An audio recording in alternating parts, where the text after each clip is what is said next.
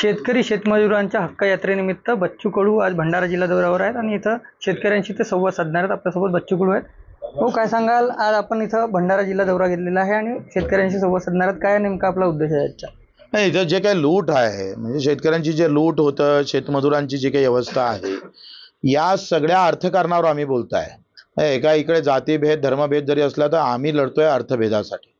जो अधिक कष्ट करतं त्याच्या माथी पैसा आला पाहिजे आणि जो बेमानीनं जगतं त्याचा पैसा खऱ्या अर्थानं सरकारच्या पोटी जमा झाला पाहिजे।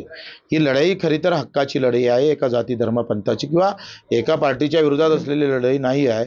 आज आमच्या गोंदिया, भंडारा, नागपूर, गडचिरोली, चंद्रपूर ह्या धानपट्टा आहे आणि या धानपट्ट्यामध्ये फक्त 2300 रुपये क्विंटल भाव जर धानाला भेटत असेल आणि आमचं सरकार, राज्य सरकार 4500 रुपये धानाच्या शिफारस करत असेल 15% नफ्यानं आणि केंद्र सरकार 2300 जर देत असेल तर ही मोठ्या प्रकारची लूट आहे। 8000 रुपये क्विंटलनं आम्ही विदेशात धान विकतो आमचं भारत सरकार। निव्वळ निर्यात शुल्क 8000 कोटी रुपये जमा होते।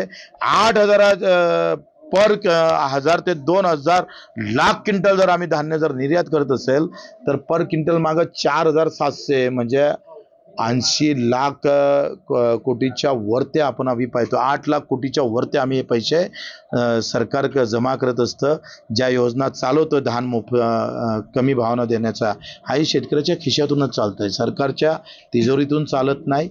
आणि म्हणून आम्ही पाहतो का जो हमी भाव आहे तो महत्त्वाचा आहे।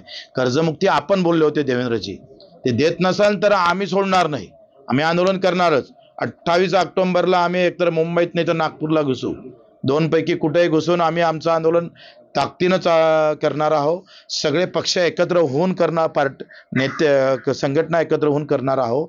त्याच्यानं ही तयारी त्याच्यासाठी करतो आहे का ही हक्काची लढाई आहे आणि यांना भावही द्यावा लागेल, हमी भाव, आणि कर्जमुक्ती पण करावं लागेल। हैदराबाद गॅजेटच्या माध्यमातून मराठ्यांना आरक्षण मिळणार असं सांगितण्यात आलं आहे, काय वाटतं याच्याबद्दल? त्याच्यात नवल काय आहे मला एक सांगा। कोतवाल बुकाचा आपण पुरावा पकडतो, TCचा पकडतो, हक्क नोंदणीचा पकडतोय, तसाच ग्रॅज्युएटियरमध्ये जर ते नोंद असेल तर ते पकडल्या जाईल। आता तुम्ही कुंभी आहे आणि तुमची ग्रॅज्युएटियरमध्ये जर कुंभी सापडलं तर द्याच लागेल ना, त्याच्यात दिलं काय नवीन, त्यात हाय काय नवीन मला सांगा ना। आता तुमची TC जर कुंभी आहे, तुमच्या वडिलाच्या TC मध्ये कुंभी आहे तर द्यावं लागेल का नाही लागेल? पुरावे पकडल्या जातं। काय होतंय, हे सगळं काही वेगळं काही दिलेलं नाही, हे पहिलेच आहे।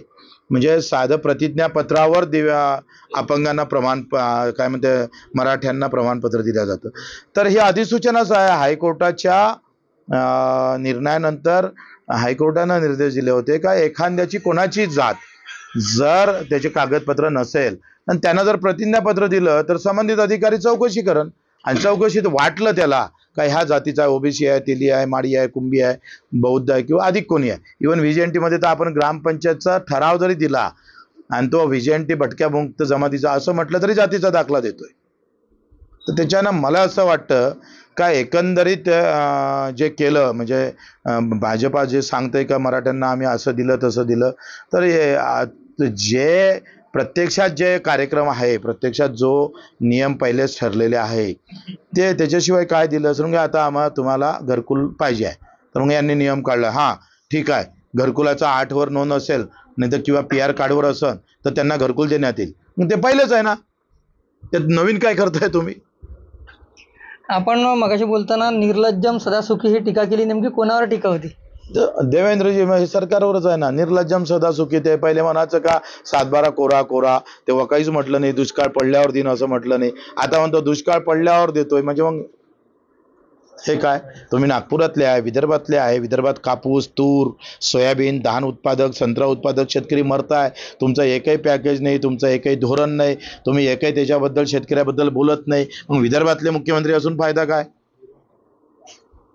काय दिलं विदर्भातल्या शेतकऱ्याला? देवेंद्रजीला सलाह, आमचा सवाल आहे त्यांना।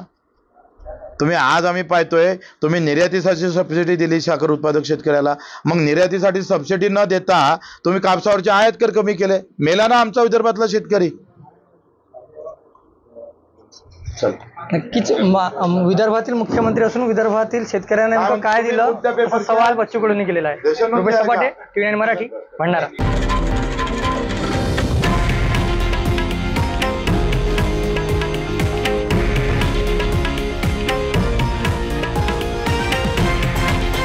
हे आहे देशातील नंबर 1 न्यूज नेटवर्क आणि आपण पाहत आहात TV9 मराठी, एकमेव.